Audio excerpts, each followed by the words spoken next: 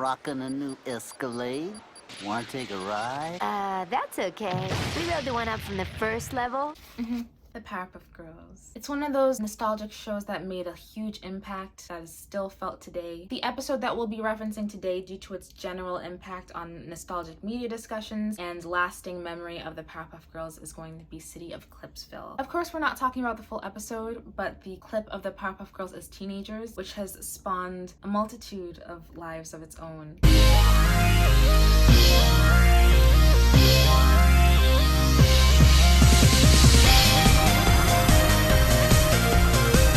I wish I knew when along the line this episode became a bit of its own life force. I feel like it's a mixture of people who remember the episode, love that part, and carry that love today. And it could also be people who don't quite remember the episode but saw the screen caps on Tumblr but love the aesthetic of it. I can tell you, as a kid, I loved this scene. I was obsessed with it. I was making fan art for it. It was a very big deal for 7-year-old me. Seeing the Rowdy Ruff Boys as teenagers,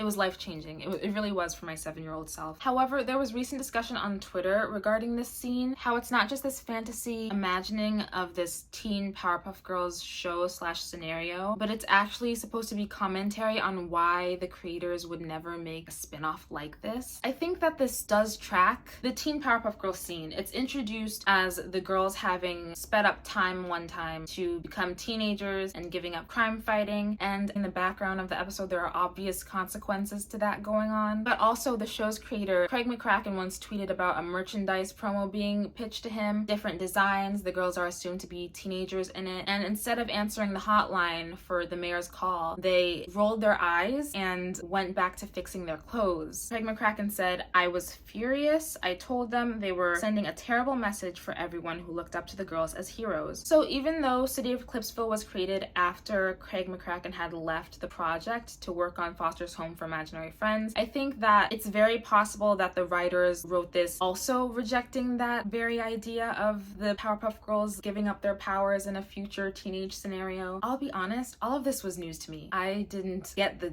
drift of it. I did not see it in the episode. As a kid who just loved the idea of them being teenagers and just ran with it, this was one of my favorite episodes. They just looked cool and like fun. The messaging was definitely there. I just took it at face value as something that was more comedic rather than trying to tell this overarching message. And I think as many people have also taken the idea of it and ran with it as I did, it was an episode that was taken in a multitude of different ways. But recently I learned that a lot of people dislike this episode because they think that the designs are inaccurate to how they would be if they were really teenagers, thinking the designs are ugly, and also for the general message of the episode being misconstrued and becoming this sort of pop culture thing, which does remind me of Sailor Moon aesthetic pages and like inaccurate quote pages kind of giving this life to Sailor Moon in the 2010s, but it was inaccurate, so it annoyed a lot of people. I also think that a lot of people dislike this Powerpuff Girls episode for it being 50% recap, which is neither here nor there. You can't really control the way that media is consumed or construed, or the way an episode is received by one group of people versus another. And the Powerpuff Girls is one of those types of media that just garnered such a variety of fans. They were cutely designed, but there was action. Sometimes it had adult comedy, and everything looked chic and anime inspired. Kids and college kids and adults, regardless of gender, really gravitated towards this show. So it's no surprise really that an episode like this can be loved or disliked in so many different ways. At the very least, these types of things keep the Powerpuff Girls' name and memory in people's minds for longer than they might usually last, and have enough nostalgic quality for companies to take note and make big nostalgia bucks off of it. And boy, are there big nostalgia bucks to be made here. The overwhelming popularity of the Powerpuff Girls and long-standing episodes like City of Clipsville, as well as the wide demographic, play a part in why the Powerpuff Girls are still licensed among big brands and clothing stores today. The types of merchandise often depends on the collab, but to name some consistencies, there are clothes, figures, keychains, pins, makeup, and skincare. One of the recent big ones was the ColourPop collab that produced an entire collection of Powerpuff Girls makeup, lip products, bath bombs. ColourPop does this a lot with their merchandise. They are big on the nostalgic collections. They seriously will never stop because they've done Sailor Moon, Lizzie McGuire, Winx. It's just, they're not gonna stop. I do like how for these collabs that they do, they have palettes that have different names of things within the show. Like there's Townsville, there's Chemical X, Professor Utonium. I do think that that's cute. XX Revolution was another collab that came recently. Just another general makeup collab with things such as palettes and makeup pouches, brushes and highlighters. Similarly using phrases and imagery from the Powerpuff Girls to promote their line to fans who grew up on the show. I think the highlight would definitely be the different shapes of this palette. Steve Aoki also had a collab with the Powerpuff Girls featuring t-shirts and hoodies with the 1998 designs. Gotta appreciate that because it's not all the time that there's merchandise with the 1998 original designs. I like that it's more subdued clothing. The more laid back Powerpuff Girls fan definitely appreciates a line like this. Kind of expensive though, let's be honest, let's be real. Dolls Kill had a collaboration with the Powerpuff Girls. They had a variety of things from the 1998 design to the 2016 one. Shirts and hoodies and jackets and bags, and Dolls Kill as a company is like an entirely different conversation, but the things that were present in this line were honestly very clever. The comic book panel hoodies, the velour hoodie, come on. And I mean, what is there to say? I'm just not mad at it. Truly Beauty had another collab. This one was very interesting because it was just shaving stuff, entirely shaving products. Very interesting choice, and I have to read some of these descriptions to you. Townsville isn't the only place home to sweethearts with superpowers. So is Truly. Way to insert themselves in there, you know. Dislike those pesky pimples as much as the Powerpuff Girls dislike Princess Morbucks? Zap them away with our limited edition.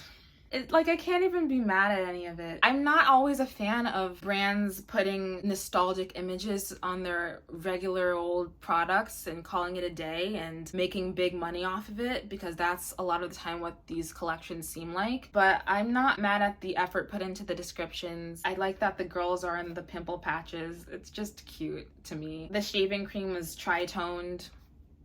I can't even be mad, you know? So those collections were okay. A lot of the products were fine, but others are not nearly as organized as they should be. The 2016 reboot logo is always used regardless of the dating of the artwork, and at times the art is lazily put together using illustrations from all sorts of mismatched eras. The 2003 redesign of the Powerpuff Girls with the 2016 logo. Who exactly is this for? A multitude of issues on this t-shirt. The movie Mojo Jojo, 2016 Fuzzy, 2016 Him, 2016 Princess, and then everything else is from the original show. Why? This was such a jarring mix-up that even Craig McCracken himself made note of it.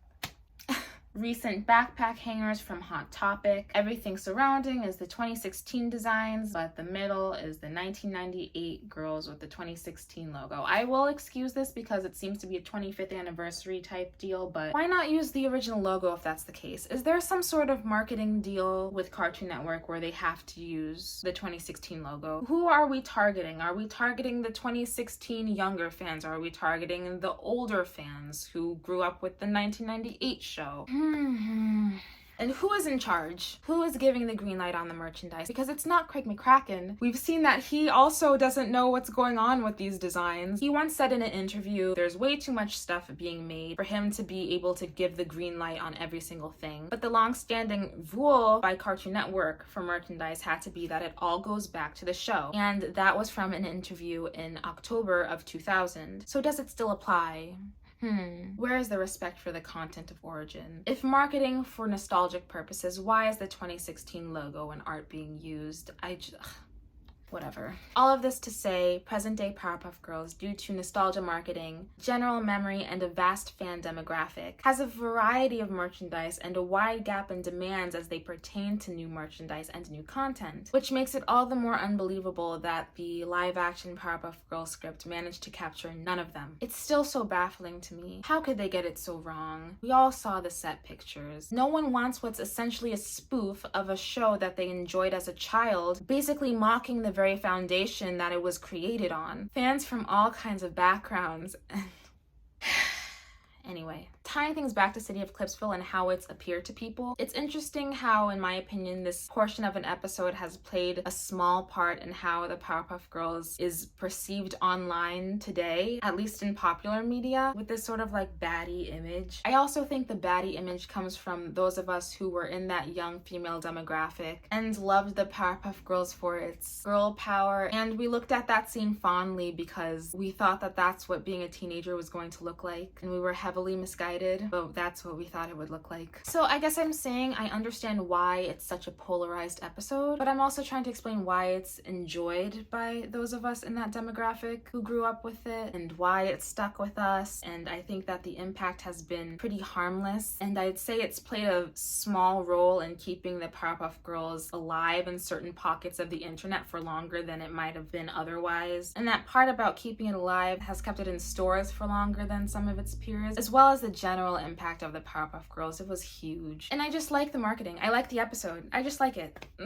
I also like that there's a variety of merchandise. It's not just cosmetic things, but there are things like t-shirts and keychains, and it's not just like it's in the girls section like it used to be. There's just a variety of things that anyone can enjoy, even if some of it isn't as accurate as it should be and consistent as it should be. And who are the greenlighters and why don't you care? I just need answers. This was also just my response to finding out that people dislike this episode and trying to find out why that is and map out where that comes from. Tell me how you felt about this episode and how it impacted you. I'm very curious about the differences in opinion for this particular scene because it seems to be very polarizing and I did not know that. So let me know. The Kira Kira styling video, Kira Kira Purikiwa Alamodo styling video is next. And I thank you for watching this video. Like and subscribe or whatever.